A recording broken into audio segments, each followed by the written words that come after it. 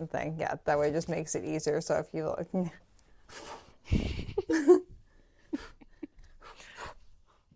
pull like a Linda from Wicked. Toss toss. I have to work on my toss toss.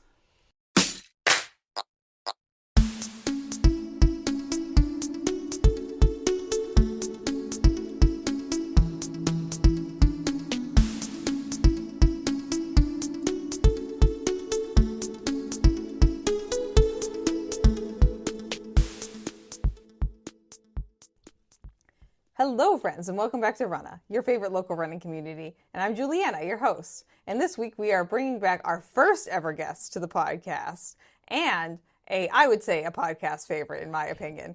But we have Nicole Zamore here with us today, our mental performance coach. And welcome back, Nicole. Thanks so much for having me. I forgot I was the first guest. Yeah. It's been a year. Almost exactly, probably. Wow. I would have to check. I do like a 1 line a day journal, so I would have to check exactly when that was. Well, it was post Cape Cod Marathon last year, so not quite a year, but pretty close. Okay, so we're as close as we probably want to get, you know. But I'm excited to have you back because you are also not only back on the podcast, but you are back again with the Cape Cod Marathon in the same capacity you were last year, which is very exciting. Yes, I'll be heading the psyching team for the Cape Cod Marathon. Mm-hmm. We have a whole new group of volunteers this year. I think I have about 10 so far, which is growing from the 3 wonderful volunteers we had last year. Yeah. Let's just give people just an introduction or reintroduction into who you are and like what makes you qualified to be in charge of the psyching team and like lead the charge in mental performance. Sure. I'll do a little context background, going all the way back to my childhood. When I was a young lass. Yes, exactly. So I grew up as a competitive synchronized figure skater from when I was 9 years old until I graduated high school. And I did some kind of recreational skating, came out of retirement, again, to compete for Team USA post-college. I was really fortunate when I was in kind of the middle school, high school range that we had a sports psychologist that worked with our team. Yeah. And I was taught a lot of strategies that I thought was kind of general knowledge or that everybody knew these things or had access to these kinds of resources. And it wasn't until later on in my career I realized, oh no, we were really lucky to learn those things at that time. And I was able to apply them to not just my skating career, but, you know, my school career and my career, doing job interviews, things like that. Yeah. So I went to undergrad for communications. I did my master's in media entrepreneurship, which is like an MBA, but focused on media. And as you can tell, none of these things are directly related to mental performance. Well, it kind of is. It's about communicating, which is a big part of mental performance, in my opinion. True. You're right. Those skills definitely have helped me, especially in growing my own business and, like you said, communicating in general. Yeah. So it's not that that was all wasted, but just I didn't yet fully understand my calling to this field. I continued to coach and skate what I considered, quote, like on the side of my full-time day job, and just kept that going throughout the years. And in undergrad, I did take a sports psych course. And so between my own athletic experience, that course, I had some things that I knew helped me that I would teach my skaters just to help them. And our program director thought it was great and wanted me to do it with more of the teams. So I started expanding my work and I found that I really enjoyed it. Yeah. I also started encountering some situations that I didn't feel qualified to handle, some kind of like ethical situations, mental health situations. Yeah. And that was the point where I realized, okay, I need to go back to school, like educate myself, or I need to kind of pull back from this work. Yeah. And so that was when I decided to go back to school. I got my doctorate in sport and performance psychology. I graduated a year ago now. So that took me about 4 years to do that. It's hard work. It was a lot of work. I think I forget now how much it was. I'm like, oh, that was a piece of cake. No, it was a lot of work, especially while working full time at the same time. Yeah, that's how I feel about my master's degree too, because I did it like over the course of 5 years, just one class at a time. But like even doing that, working like 40 hours a week, That was when I was commuting at least like 2 hours a day too. I was like, yeah, that was kind of a lot. Finding the time for everything. Yeah. Yeah. And shifting gears from one thing to the next. Yeah. I don't miss being in school at all. Like, people are like, you're going to go back and get your doctorate. I'm like, absolutely not. No. It's definitely a lot of work. I do love learning. So in that sense, I really enjoyed it. And I made some good friends who are now kind of peers and colleagues. But yeah, it's definitely a lot. And I'm happy to have that time back to put towards other things now. Yeah, I like non-classroom learning. I'm not a good traditional learner, as you might have guessed, but I'm like good at like hands-on, like doing things learning, which I think is why I've been able to like pick up video editing and stuff like that. Yeah. Because your episode was like the first one that I like actually kind of edited. And like, friends, when you see the Cape Cod Marathon 101 episode this year, there will be a stark difference between last year and this year. A lot of growth from it's real obvious. Very obvious. Yeah. But yeah, so you got your degree, and what have you been doing currently with that degree? Well, tying this back to what you just said about kind of hands-on learning, there's a requirement, not for my doctoral program, but for my certification, which is through the Association for Applied Sports Psychology. I have my CMPC, which is a Certified Mental Performance Coach certification. So it's a lot of acronyms, I know. I mean, the dietitian world is just as bad. It's true. And doctor, any kind of medical field is like just as horrific when it comes to initials and what they mean. Yeah. So. Well, I think it's especially hard for people outside the field because they don't know what the qualifications actually mean or how you get them. So the dietitian field is literally just as bad. Like people are like a CDE, like no one knows what that is unless you're a certified diabetes educator. But no one knows what that is unless you are a CDE. Right. So what a useless acronym it is. Right. Well, and that goes back to the communication, right? Our organizations need to learn how to, bring awareness to, exactly. Yeah, and not just be so internally focused. Yeah. I can agree with that. Yeah. No, I know ASP is working on that for sure. But one of the requirements for certification is getting a certain number of hours where you are hands-on with clients and you're still in supervision and mentorship.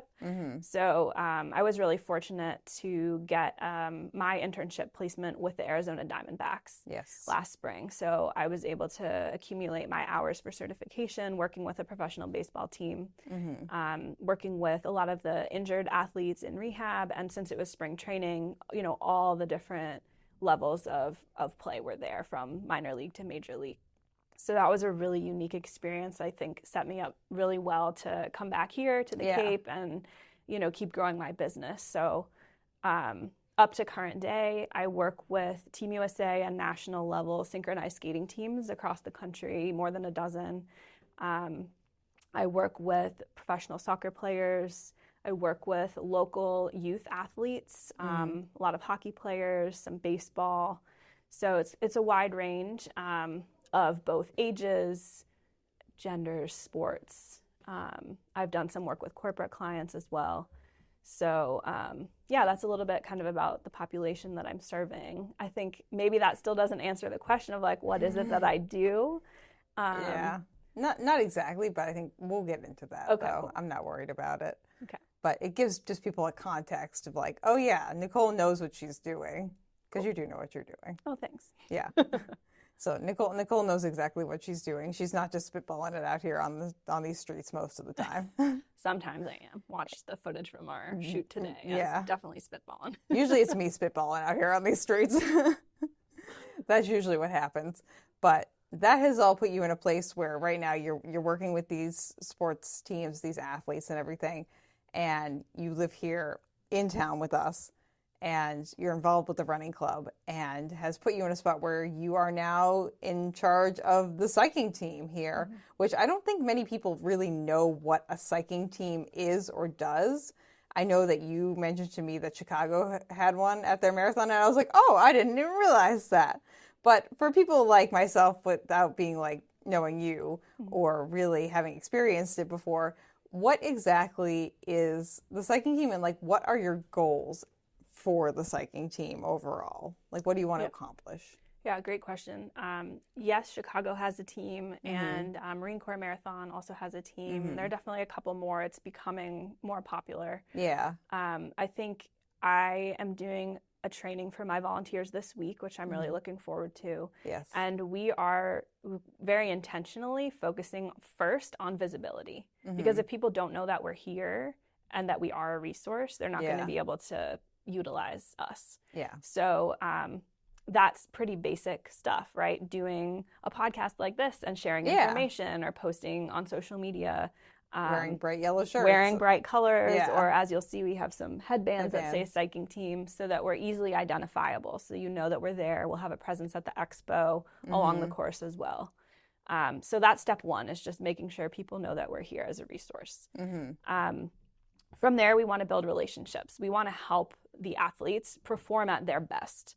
So whether that's, looking at a map with them and talking about the actual course, or answering questions that they have, or talking about doubts that they might be facing, or challenges or something. Ahead of time, talking through those things, giving them a space to share what's going on. Just thinking through some examples of last year, people that we did build connections with and talk with. There's a woman returning to racing for the first time post having a child, and she was feeling like a little unsure and a little worried about how she was going to feel afterwards if her time wasn't what it once was, right? And so we had space that we could have a conversation about that. Another example is somebody who, it was their first marathon, and they weren't sure what to expect, and they didn't know. There was just a lot of unknowns, and so talking with that person about their preparation, how they prepared, and helping them believe in themselves, that they've put in the work, they've put in the training, and they're ready to show up on race day and do their best. It feels like to me a lot of what you're doing is like just creating space for people and meeting them where they are. Yes, 100%. And I think that's why it's hard to summarize what our services are, because it's pretty broad. I mean, this is kind of the same for any career too. Totally. Like, again, we come back to the dietitian side of things. Most people have no idea what dietitians do. They have no clue. They have no clue in the entire world. They're like, oh, you make meal plans, and there's like 50 million other things. But the same can be said for any career, more or less. Like a doctor, like a baker, whatever, like, the general, like, kind of idea of what's going on, but like, you really have no idea what that person is doing. Yeah. I think I like to compare our work to the medical team, or in team sports, we're kind of like the complementary mental services to like your athletic trainer or your physical therapist. So we're there to help you proactively and like preventatively ahead of time, whether it's ahead of the race or ahead of a game if you're, playing another sport. But we're also there in case things don't go according to plan. So if something does go wrong out on the course and you're feeling overwhelmed or you need a mental reset, we can be there to help with that. But the hope is that by being visible, by showing our presence and chatting with people ahead of time, that we can help avoid those situations. And if not, we're there for support. Yeah. It sounds like you're there just to be there for people, more or less, too. Now, last year we had you on the course at 4 spots. How many spots did we have the psyching team at? We were definitely at the Heights Hill. We were definitely in Great Harbors, maybe in 2 locations. And I think towards the end of the race, we had some people closer to like the 21, 22 mile mark. So definitely some of the people moved around as we went. So hopefully we can cover even more locations this year. Do you know where your people are going to be located this year, so people can kind of look out for you, and then maybe before the race where people can find you? Totally. So we'll be at the expo all weekend, Friday and Saturday. We'll have different activities there. So if you want to decorate your bib, we usually have, or last year we had some kind of reflection questions. We have some different mental skills games and mindfulness things. So come check out our booth at the expo with some fun stuff. Another thing that's new this year is we will have psyching team members out on the course for all of the races, including the half and the 5K, not just the marathon. I didn't even realize that. So that's good. So we'll be there for all of the races. We will have maps that I can share on social media of where our locations will be. Put them up on the screen right now, friends. As we are talking, you will be viewing them. Great. But yes, we'll definitely be at Heights Hill. We know that's a tough spot. For the marathon, we'll have Great Harbors. Again, it's kind of like a quieter neighborhood where, extra support might be useful. And then for the different races, we're choosing strategic places where we think the going might get tough. Yeah. But we're also going to have conversations with runners at the expo and take their feedback into account. We have a large enough team this year that if there are places that people are feeling particularly worried about, we can jump on that too. So yes, definitely there are certain locations we'll 100% be, and then other places, as needed. So like if I mentioned to you like, hey, Nicole, I'm worried about like how I'm going to feel like at the turnaround at the elementary school. Are you going to like send your psyching team members out there for that one person? Totally. Yes. Okay. Yeah. Love it. I mean, obviously, if all 1,200 runners make this request, no, that's not feasible. Yeah. But if a handful of people do, and they have, especially if they have different paces or they're in different races, we do have enough people that are going to be able to move around. And I know last year we did use the tracking app, and some of our awesome volunteers were taking notes at the expo of different phrases that people wanted to hear when it got tough. And they were literally tracking those athletes on the app and had their notes to correspond with it so that they could provide that feedback in real time on the course. This is it seems like a lot of work for you guys and very personalized for the athletes. Yeah. I feel like something that if you do go to like a bigger race, you're not necessarily going to get like that much special attention. Because we do have like a little bit of a smaller race, we can also provide that, especially since you guys have more volunteers this year too, which is great. I mean, that's definitely something I would take advantage of too. Yeah, I think it can also just be fun, right? It doesn't have to be like, oh, I'm so nervous about this thing. It's like, oh, I'm actually really pumped for this. And it's going to be even more fun if these people know whatever, my catchphrase or a thing I tell myself during training, and they can share that with me out on the course. Yeah, I mean, even for me when I'm running a marathon or any race, and like even if I just have like my name on my bib and someone's like, "Go, Julianne," I'm like, "Yeah!" Exactly. It's just like hearing your own name, like just really brings a lot of just like joy and just picks you up a little bit. So definitely having like something that's even more personalized than that would definitely be like a huge pick me up. And I would highly encourage all of you who are watching to take advantage of this, whatever capacity you feel you want. Because I feel like this is a great service to be using, Yeah. I think a lot of my work is grounded in self-determination theory. And for people who haven't heard what that is before, it's a theory about motivation. Yeah. And it basically says that people need 3 things in order to maintain their motivation. One of them is autonomy, one of them is competence, and the third one is connection. And I think that is kind of what I'm leaning into in the setup of this team is how can we connect with these athletes? And you're right, even just hearing your name out on the course, it makes you feel connected to that person. And that's going to help you maintain your motivation, whether that's in the short term or the long term. Yeah, it kind of takes you out of your own brain for a minute, which I know for me is really helpful. But I definitely like to marinate in my own thoughts, which is not necessarily the smartest or the healthiest thing. So getting those out of my brain or having someone be like, hello, is like definitely a good thing, I would say. Now, going into this year's race, let's talk about things that like you found from last year's race that you guys are going to like implement or like common themes you saw, either just like with the interactions that you had or just requests that were made of you, like things that you want to maybe just let the runners know about that were either things that multiple people kind of mentioned to you that were either helpful or whatever they needed, or things that like you guys just had as takeaways of like, oh yeah, there were a lot of people who really needed help around mile 17 or something like that, just so people who are watching this can get an idea just how other people are trending and any like takeaway thoughts that you want people to have.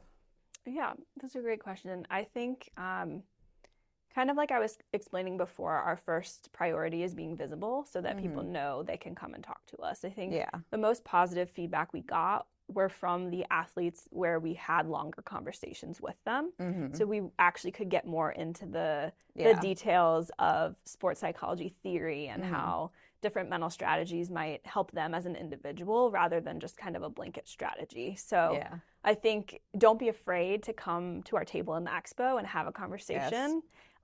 Because if you don't kind of open yourself up to that, you're not going to maybe get as personalized feedback as you might like. So I think, doing activities or, filling out a sticky note for a reflection question is fun and probably it is helpful. Yeah. That's kind of like our way of welcoming you into our world so that we can have a deeper conversation. So I think the most positive feedback were those people who did spend more time just chatting with us and connecting and sharing about their experience. Yeah. I think one new thing this year is we're going to be more integrated with the medical team. Yeah. So if there are any medical situations that come up, I know one example we've talked through is if somebody, if an athlete needs an ice bath, somebody on our team can be there as, essentially moral support and kind of talk them through it and, be there for their emotional side more than the physical side of what their treatment is going to be and how the medical team is going to handle that.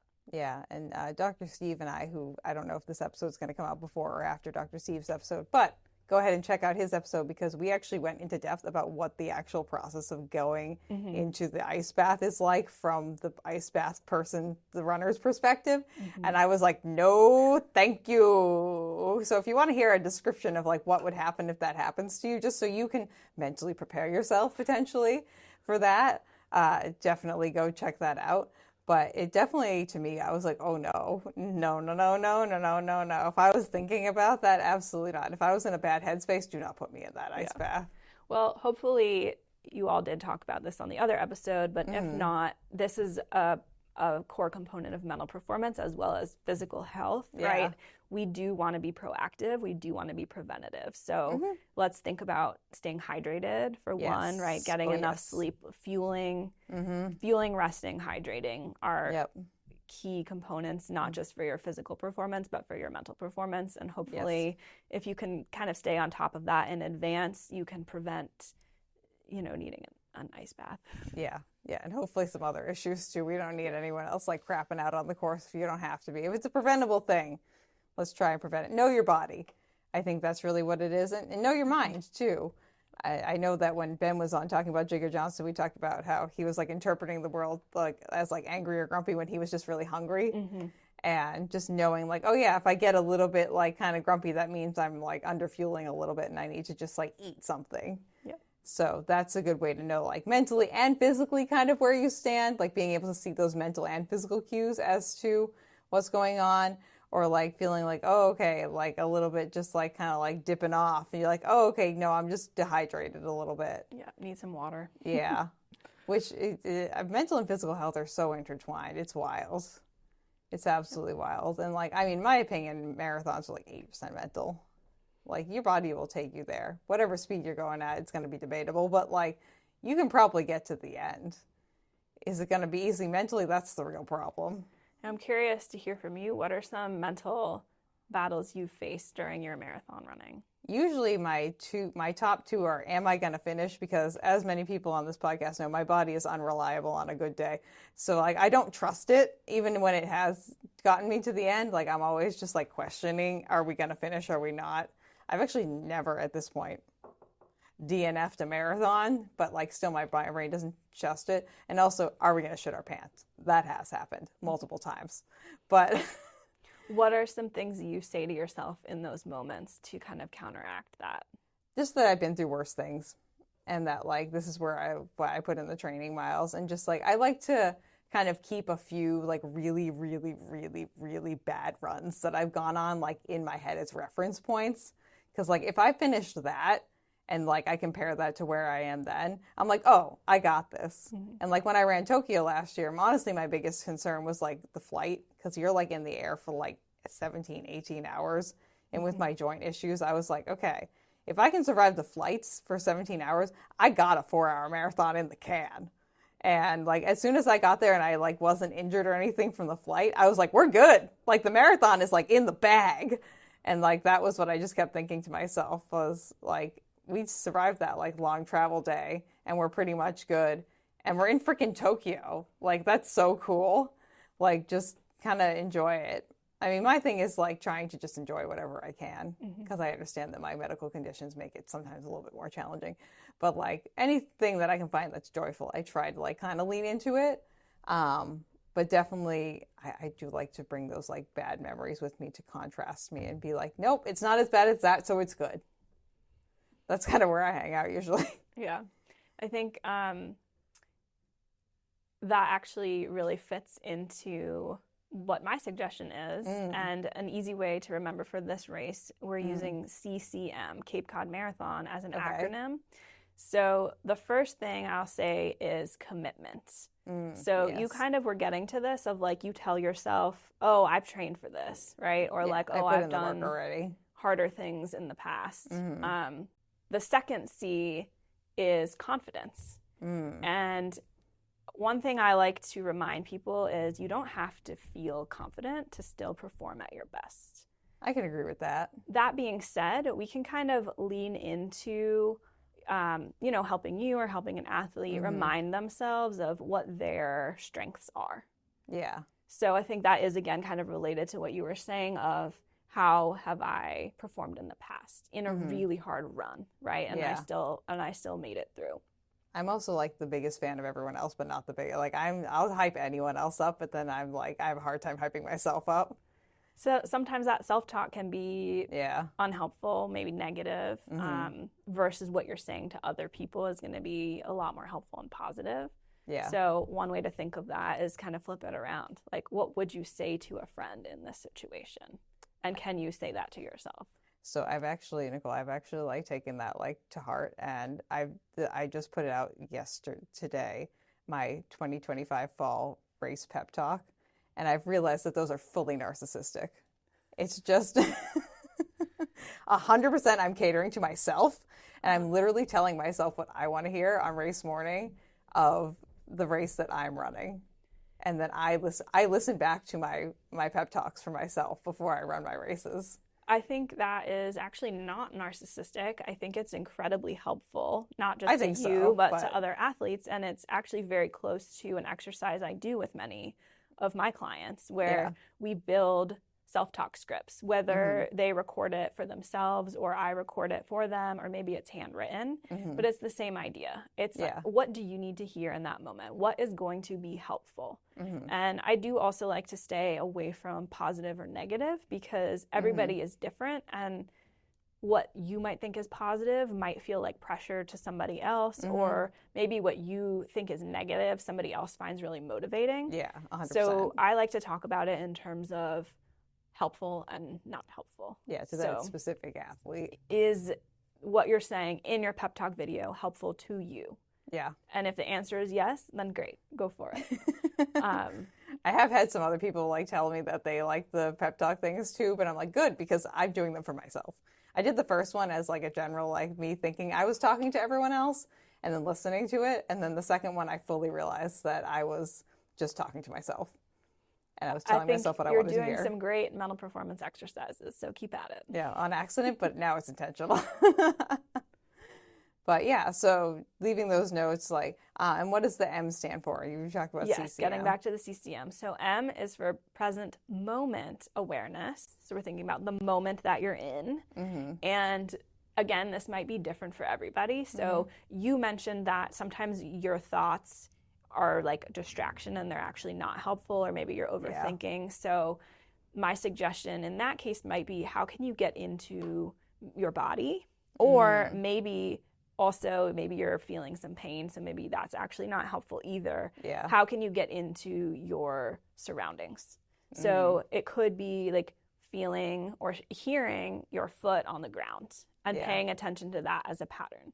For somebody else, it might be really focusing on their breathing and the rhythm of their breathing. For somebody else, it might be noticing their hands or like going through a body scan. And it really does depend on the individual, but that third piece of the CCM is present moment awareness, and what's the most helpful way you can bring yourself into that moment. I know sometimes for me, I'll count in my head. 1, 2, 3, 4, 1, 2, 3, 4. Just kind of like bringing myself to something that's not like my thoughts, but it's also not like if I'm in pain, it's not like a pain thing either. It's just kind of like, okay, we're counting. Here we are. That's great. Counting is great. You could just count numbers. You could count your breaths. You could count your steps. There are some other kind of grounding strategies that might be finding things in, like, find everything green. Yeah. Or going through the rainbow, like find something red, find something orange. Yeah. Or if you're like me, I like to do shoe spotting while I'm out there to distract myself and be like, yes, I'll name the shoes. What shoe did you choose? What shoe did you choose to use? Random strangers. Yeah. Who were not consenting to me. But I'm not recording it. It's just me looking at people's shoes. But I'll do that too, because to me, that's distracting. Or like my favorite way to distract myself up, you might guess, Nicole, is talking. Talking for me gets me like out of my own brain. It helps me to just like verbally process what's happening, even if it's just to myself. Like if my music goes out or I'm just having a really tough moment, I'll just talk to myself. Okay, Juliana, what's bothering you? What's happening? Do you need to talk about something? Okay, let's talk about that. Hopefully people think I'm like on my phone, but I don't really care that much. Yeah. If it's a helpful strategy for you, keep at it. Yeah. I think people also just like, we get up in our own heads about so many things. And just like kind of like getting to a point where you don't care as much. It's an art form and challenging, but definitely can be something to like strive towards, of just like, yeah, I'm talking to myself, but I don't really care if anyone thinks that I look funny, or like, yeah, I'm out here running. And I know a lot of people also deal with like, just in general, like being like, I'm outside running and it's kind of a public activity. And I don't know if I like being like out here doing that or not. So just kind of like getting out of your own head, not having as much like shame, I guess, about just like being yourself and being out there. Different insecurities. Yeah. And we all have different insecurities about different things. We were talking about how like, yeah, I'm comfortable on camera and you're really like not the most comfortable person on camera. Hate being on camera. But I have like a million other insecurities that you probably don't have. So it's kind of just like, everyone is so different. And I think this is where your team like really comes into play too, is like meeting people where they are and catering to so many different human beings. Because we have a lot of people showing up for our race weekend. We do. Very exciting. Yeah, we're pretty much at this point, we might be at this point fully sold out for all the race distances, which is the first time that's ever happened, which is in my tenure here, which is wild. It's awesome. Yeah, which is fantastic. Let's keep selling things out, friends. But last year, did you have any like themes or like requests or things that just kept coming up, or you just want to like, you're in your head, you're like, yes, this is something that I want this year's participants to know about before we go into race weekend? I don't think out on the course I heard of any specific themes. So this is mostly based on conversations in the expo. But I do think we had quite a few, whether it was like first race or returning to race, post, injury, post childbirth, post, whatever it is. There were definitely a lot of people that had that kind of like the feeling unsure about that coming to or returning to racing in general. So that was definitely a recurring theme. Okay, so if you're feeling nervous about this being your first marathon, or your first marathon back from like an injury or a childbirth or something like that, the psyching you're not team, alone. You are most definitely not alone. I would say our marathon is probably at least like 25% first timers. So, which is a pretty high percentage. It probably honestly is higher than that, but this is just me estimating things. It was my first marathon. It was my first marathon. So 100% of the people sitting here. 100%. 100%. Straight across the board. But we have a fair amount of people where it's either their first marathon, their first half marathon. I know we had a lot of first-time 5Kers last year, which is fantastic. And we love to have everyone who's running their first whatever distance it is. And we're so excited to have you, no matter if this is your first time or your last or your in-between time. But you're definitely not alone. I think that's a good point to make for like anything that people are dealing with too. I think one of the things that like when I was running the Cape Cod Marathon for the first time, I was training for things, and one of the biggest things was I took my first ever like poop out on a run, and I'm going to build a memorial place for it eventually. Juliana Coughlin's first ever shit while she's out on a run. One of many. The start of something great. The start of something amazing. You can still smell it out here. Oh, no. We'll make it black. But I was so ashamed because like I was like, no one else has ever done this ever in their life. I'm the only person who's ever had to like poop out on a run. And then I started talking to other runners and like other like distance, like half marathon and higher distance runners. And everyone had a poop story. Mm-hmm. Like almost everyone has a story about like having to take a shit out on a run. Mm-hmm. And I was like, oh, I'm not alone. Like I have no reason to feel shame about this. This happens to like literally almost anyone who's running a longer distance race. Yeah. I mean, even I'm sure the ultra marathon runners just like, it's even worse out there. I mean, honestly, I took a shit out in the woods when I ran my ultra marathon. We already know about that. We talked about that. Yeah, I think that's a good example of something that does cause anxiety for people.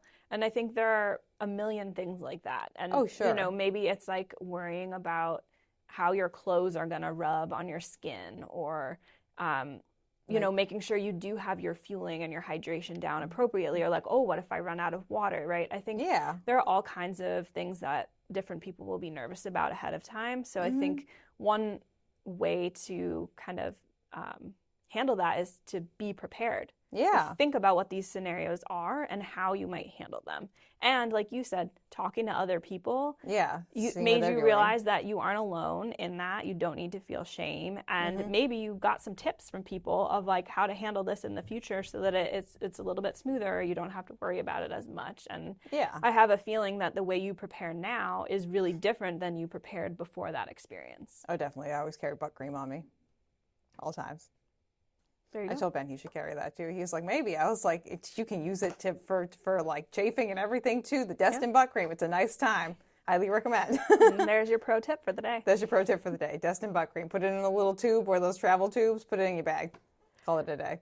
I wanted to also mention, you referenced that we have a lot of first time 5K or half or full marathon. Yep. One thing that the psyching team is really excited for is our final finishers celebration. Yes. And I think in general, this race is really great about celebrating all finishers. Even right over here, we've got our PR bell. I always forget how loud that thing is. Yeah, that bell is loud. It is quite. Loud. It's an actual ship's bell, so it's meant to be heard like from a ship, like to the shoreline.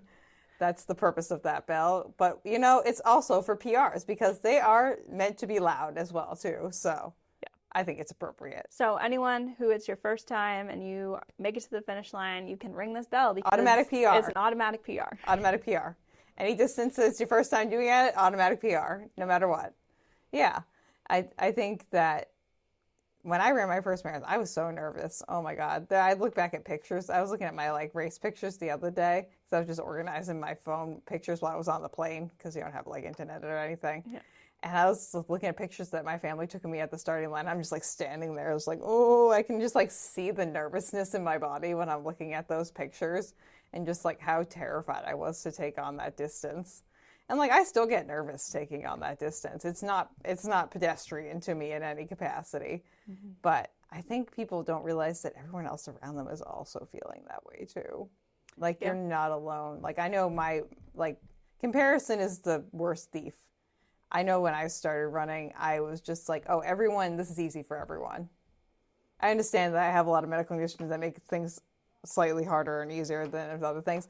But that being said, everyone else is going through their own journey. There are new moms out there. There are other people who have any kind of chronic condition or illnesses, any kind of injuries, people with just like mental challenges that they're going through, both like temporary and permanent.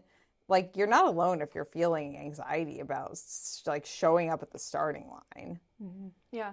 Another thing I want to say about nerves and nervous energy, it's not necessarily a bad thing, right? No. It's more about your perspective on those nerves. But if you have an increased heart rate or an increased respiration rate, and you have a mentality of facing a challenge, your body is actually going into a state that's going to help you perform better in something that you care a lot about. Mm-hmm. So reframing it a little bit. Exactly, right? You are feeling nervous because you care.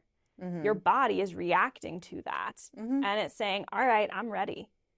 I'm going to pump more blood, more oxygen to your muscles, and that's actually going to help you run better. Yeah. I think I learned that on my first marathon training cycle, where I was like scared of long runs, and then something just like shifted. I think it was something talking to my brother about something. And I was like, oh, we kind of just treat long runs like we're going out on an adventure. Mm-hmm. You know, it's tally-ho, let's go. We're going out on an adventure. We're just going to be out there, just like getting places and doing things. And that mindset kind of like, as opposed to like, oh, I have to run like 20 miles or whatever it is. I was like, oh, I get to like go on an adventure for 20 miles, which is a little bit easier to get in that mindset if you're like, I feel like running on the trails too. But I was running exclusively at that point too, where it's just like, okay, just that one little mind shift, just like how I was talking to myself about the runs I was going, like made a big difference. Yeah, and you've actually identified threat versus challenge state, which is something I talk a lot about in my work. And you're exactly right. It's that shift in mindset that allows you, when you are facing it as a challenge or an adventure, something to learn from, something exciting, exploring, right? The way your body is reacting to that will be more helpful. Yeah. Versus if you are thinking of it like a threat, like, oh my goodness, it's so far. I have to protect myself from these 20 miles. I have to, exactly. Yeah. Like that's going to cause your body to shut down. So you might still feel that racing heart, but it's like because it's working really hard and not having a lot of impact. Versus if you're framing it as a challenge to approach and you feel your heart pounding, it's because it's getting that oxygen around to your muscles. Sometimes before I do like a long run or something like that, I like to like psych myself up and be like, yeah, we got this, come on, and just like jump around a little bit, because it just kind of gets that nervous energy out of my system a little bit and gets me in that headspace of like, let's do this. Yeah. We got this. Come on, friends, let's go. Absolutely. And I think that ties back to what you were saying about don't be ashamed of doing what you need to do that's helpful to you. I think I have a similar approach when I feel nervous. I want to keep moving and be active. Yeah. And so I have a Spotify playlist that's called my, quote, locker room pump up. Oh, okay. So nice. it's actually a lot of music I've listened to in different locker rooms throughout my career when we're preparing to compete. But these days I'll put it on, before a job interview or before something important where I'm just feeling a little bit jittery and I want to use that energy and have that energy flow and be more in like a dance party frame of mind rather than like a tense and, nervous situation. I think it's where it comes back to like knowing yourself and like knowing what tools you have in your toolbox or like what works well for you. Because I think like we said, for some people it is just like moving around. For some people it's talking. For some people it's just like sitting quietly, like listening to something relaxing, or just like knowing that like one song that like if you listen to it you'd be like, yeah, okay, that's gonna like, I'm gonna be vibing, like I'm gonna get out of my head a little bit and I'm just gonna be able to just like enjoy that music and just be like, feel like I've kind of transcended that nervousness at least a little bit, so that way I can put my energy in a more, hopefully a more positive space, as opposed to having just like linger in that space of like nervousness and negativity. Yeah, I think again I caution you between using positive and negative versus helpful and unhelpful. Yes. And I think what you just said is 100% true, is everybody is different, and the kind of level of energy that you want to have is going to be individual to you. And this is another sports psychology theory. IZOF is the acronym, which stands for Individual Zone of Optimal Functioning. So it's helpful as an individual if you can identify what are some of those positive and negative or helpful and unhelpful emotions that you feel. And if you are envisioning your best performance that you've had in the past, if you have an example to draw from, what was your state at that time? And how can you, to the best of your ability, try to recreate that? And if not, how can you be prepared to still perform not at your optimal level? Yeah. Just like knowing what gets you in a more positive mental space, a more helpful mental space. Which, you can still use positive in That's fine. I should be on top of it though, because like I'm just as bad when people are talking about food, doing my dietitian shtick, and people are like good and bad foods. I'm like, no, no, no, no, no, no, no, no, no, no, no, no, no, no, no, no, no, no. Things that are more productive or less productive towards the condition that you want to be like, the goal that you want to be reaching. Right. We don't do good and bad. We don't do black and white. Right. Like, again, because everybody's an individual, and exactly, yeah. what their goals are for their health and their body is probably different than the next person. Mm-hmm. Yeah, it's the same thing when running a race too. Like one person might have a time goal, one person might have like just an attitude goal. Like my friend Jess, who just ran the Sydney Marathon, her goal for that race was to PR and fun. PR and fun. PR and fun. And I was like, that's great. Yeah. So having like that, or just maybe you want to be a little bit more like me and like talk to as many people as you can while you're running, because you know that's going to put you in the best mental headspace potentially. And maybe you want to pet all the dogs on the side of the road. That could be a nice goal to be having. Yeah. That could be fun. Yeah, I think a personal example for me, one of my goals is to run a race in all 50 states. Yeah. I think I trend toward the side of like a little bit of a perfectionist. And so setting time goals for myself can become a bit overpowering. And so trying to do that, trying to set time goals, like I still have them, but a goal that is more of a process goal rather than an outcome or a performance goal for me is running a race in all these different locations, because that's something, again, it can be any distance, I can go any pace, and I'm still working towards accomplishing something. And again, not to say that I don't have those other goals, but having kind of complementary ones is helpful for me personally. I'm the same way too, though. It's like if I get fixated on a time goal, then I don't enjoy the race. And like all the races I've done recently, like there have been 2 rules. Enjoy as much as you can, like be as present as you physically can, like in a positive headspace. Obviously, there's going to be highs and lows. And also take one goofy picture. Mm-hmm. That's I have to come away with one while petting the dog. Yeah, if there are dogs, that is fine. Great. Yeah. Unfortunately, most of the races that I've run recently haven't had dogs on the sidelines. The Falmouth Road race it's too crowded to stop and pet dogs at that one. But I don't really remember any at Clarence tomorrow. Obviously, the trail race didn't really have any dogs at it, but that's okay. Should have brought Finn. I know. Finn could actually run that one. The trails are definitely runnable to have Finn on that course. Maybe next year. I think so. We'll take it back again. Ultra pup, Finn. We just gotta work on Finn's fueling and hydration strategy and get him like a little doggy backpack. Yes. Carry his own poop. Yeah. Instead of Ben having to carry it. Luckily with that one, it's a 10K loop, so like a 6-mile loop, so we could easily just drop it off if we needed to. True. But yeah, it is. Everyone's goals are different, and whatever you want to focus on, you want it to be a productive focus, I feel like, and not like an unproductive focus like you and I like focusing on a time goal. Because again, like if I know myself, if I focus on a time goal, I'm going to be so disappointed in myself if I'm not on that time goal. And guess who's checking my time but me? No one. Absolutely no one. Am I winning any awards? No, I'm not. Well, you did. Yeah, but that was not on purpose either. Ben was telling me the whole time we were in third. And he was also like, do you want to pass those people who are clearly running the 30K and not the 50K in retrospect? But I was like, no, I'm okay. This is a good pace to be running. Yeah. And that's a perfect example of sticking to what is helpful for you and knowing yourself and sticking to your plan. And, in the end, you got a bonus. Well, I was going to say you accomplished your process goals. Yeah. You finished your first race of that distance. And I had a nice time doing it. Icing on the cake on the Cape. was Cape Cod. The award. Yes. Yeah, that's just like a bonus thing too. Like, yeah, if you can do all your goals, that's great. If you can achieve one of them, that's fantastic too. And if you have a bad day, then that's okay too.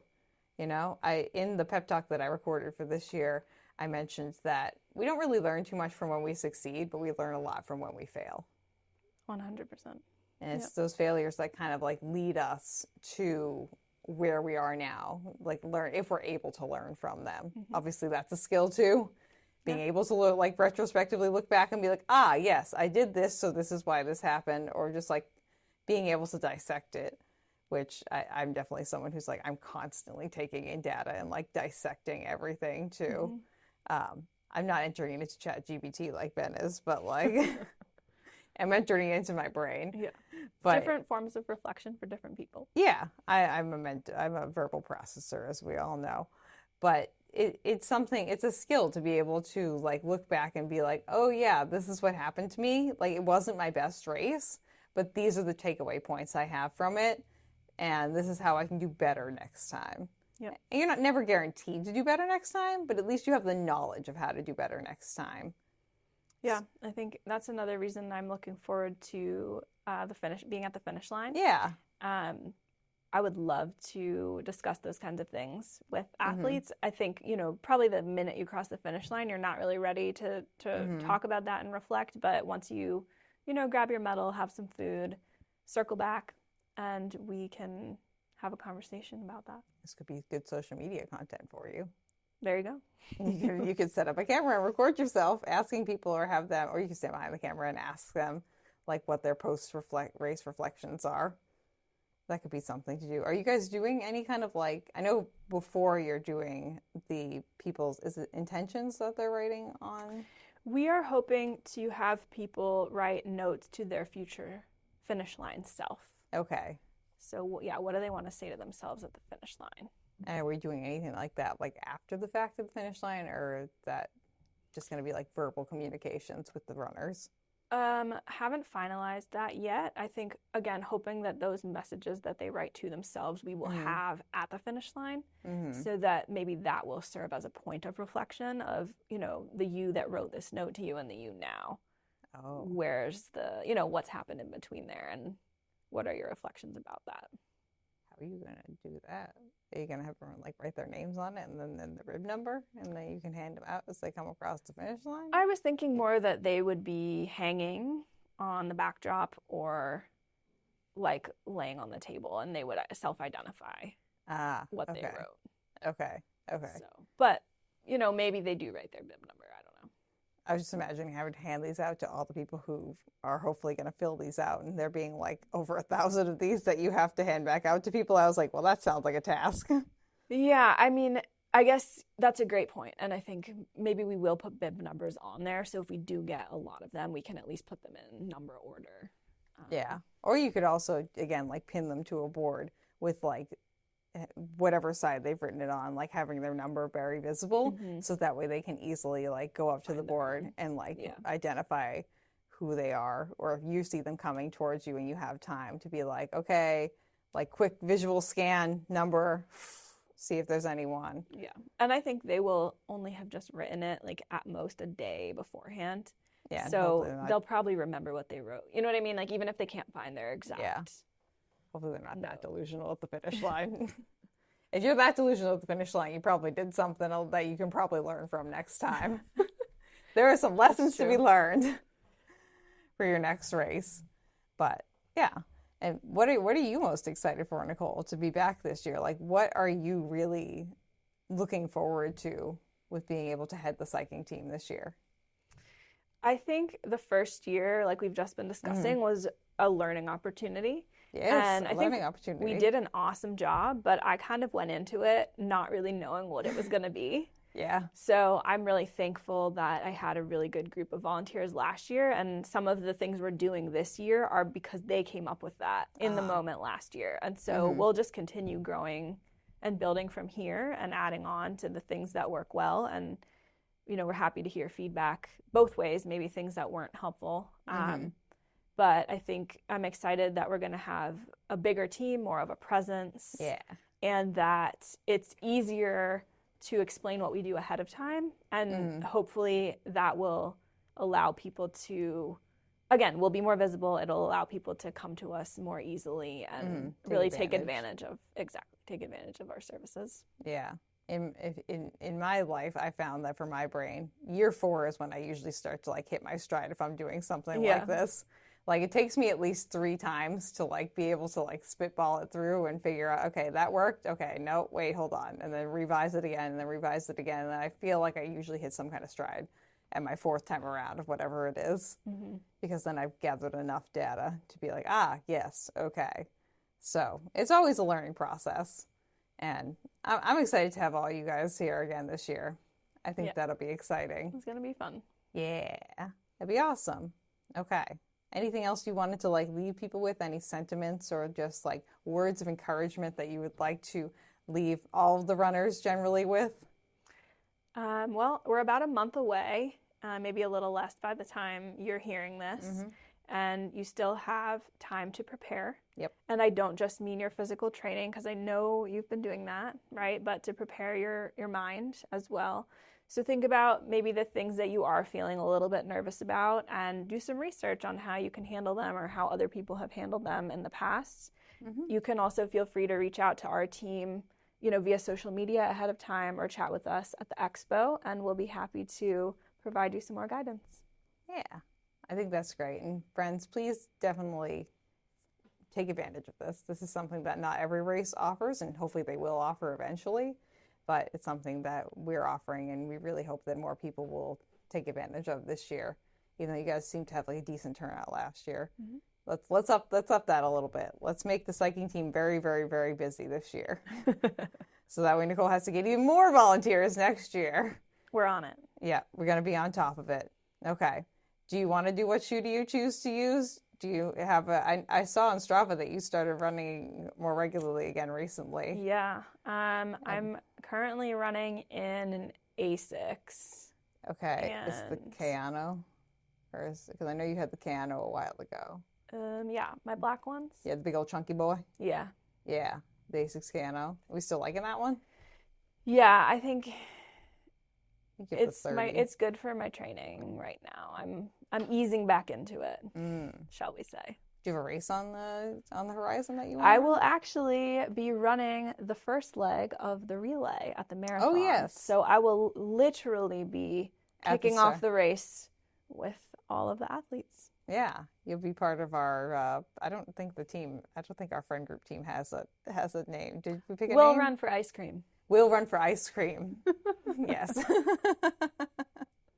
Team will run for ice cream. That's correct. Which is going to be what? You, Ben, Aaron, Aubrey, and Sierra. Aubrey and Sierra. Oh, okay, great.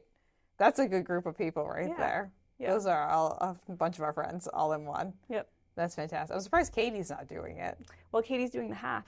Oh, she is? Okay, so she'll be running the day before. Yep. Okay. And she'll be my ride from the relay end of my leg back to the start in the expo, so that I can continue psyching team duties. Is this Katie's first half marathon? It is. Wow. Oh, wait. No. Is it? No, it's not. Okay. I think it's her second. Okay. Still, that's exciting. I know she signed up for a couple, and then over the years, and then had different scenario. I think COVID was one, and she was injured for one, but I'm pretty sure she has now run one. I think this is her second. Okay. And she just did Falmouth. Yeah, we're gonna have Katie on the show eventually. Anyone who's friends with me is probably gonna end up on this show eventually if they choose to be on camera. So, because all these people are part of the Falmouth running community, and I think it's really great.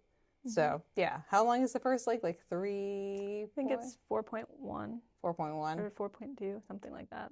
Okay. I know on the old course it used to be like 3 point something, whatever. But I haven't memorized the new legs yet. Do we have a new medal? 3.7. That's not the first leg, I don't think. 5.5? No. 2.8. No. That's the last leg. 7 point. It must be 3.7 then. Oh, okay. Because I'm looking at the medal and the way it's connected. 3.7. Yeah. Then I'm running 3.7. 3.7. Nicole's going to put down a spicy 3.7 for us. Oh, yeah, totally. And then go get ice cream afterwards. That's right.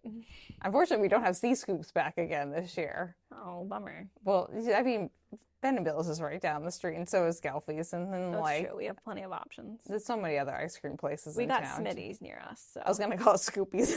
Scoopies. No, Smitty's. I was like, yeah, Scoopies is like right near the East Falmouth line.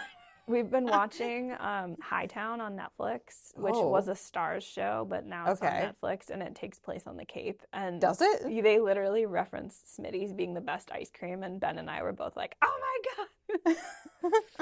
Where do you think has the best ice cream? Do you think it's Smitty's? Because this is a controversial opinion as someone who lives on the Cape.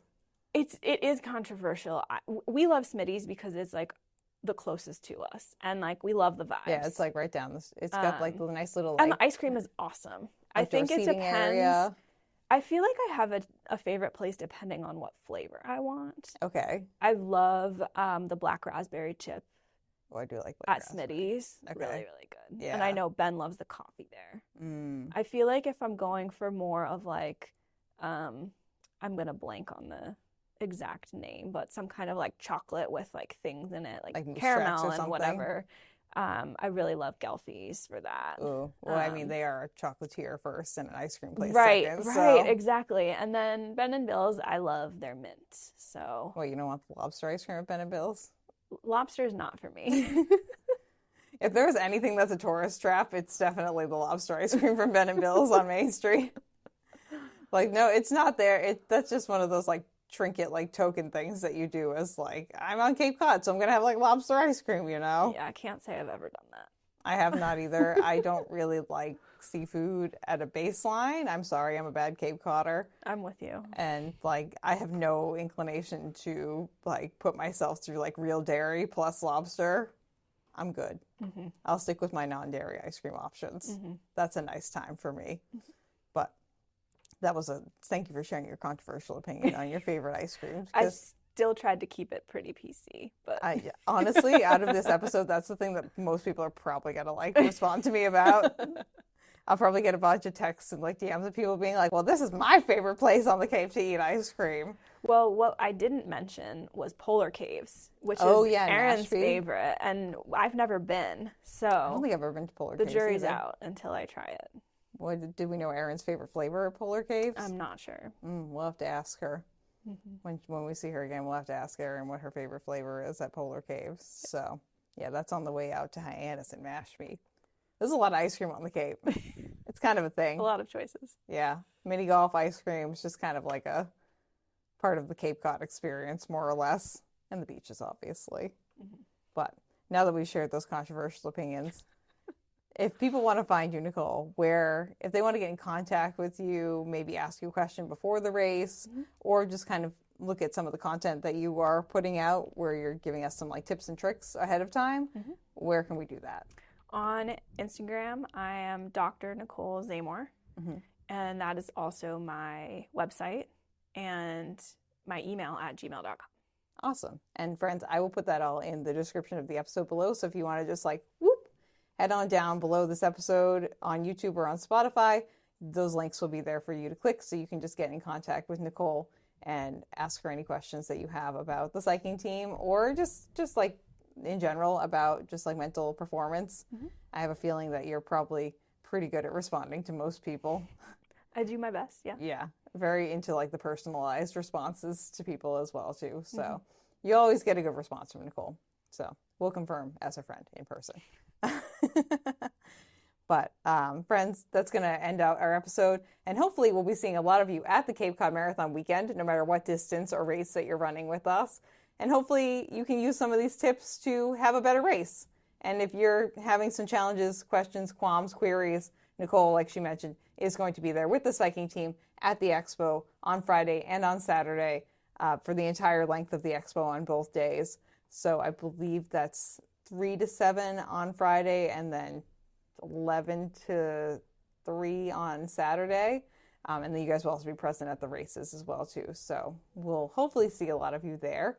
And if you'd like to get in contact with me over here in Runna, you can hit us up at runnapod on Instagram and runnapod@gmail.com. And if you have any questions for Nicole and you can't really figure out how to reach her, even though, again, things are down below, you never know, you can just reach out to me and I'll forward the questions over to her if it's something that regards her. But friends, until next time, we'll see you out here on these streets and we'll see you on the next episode of Runna. Bye! Bye! That was good, Nicole. Nice job. Woo! Crushed it. Crushed it. Killed it. Thank you for listening to this episode of Runna. This podcast is edited, hosted, and produced by me, Juliana Coughlin. Brought to you in part by the Falmouth Running Club and the Falmouth Community TV station. If you'd like to connect with us, you can find us on Instagram and on TikTok at Runnapod. And you can send us an email at runnapod@gmail.com. And our original theme music was brought to you by the one and the only wonderful Jeffrey Hutton. And keep up the great work. I'm proud of you.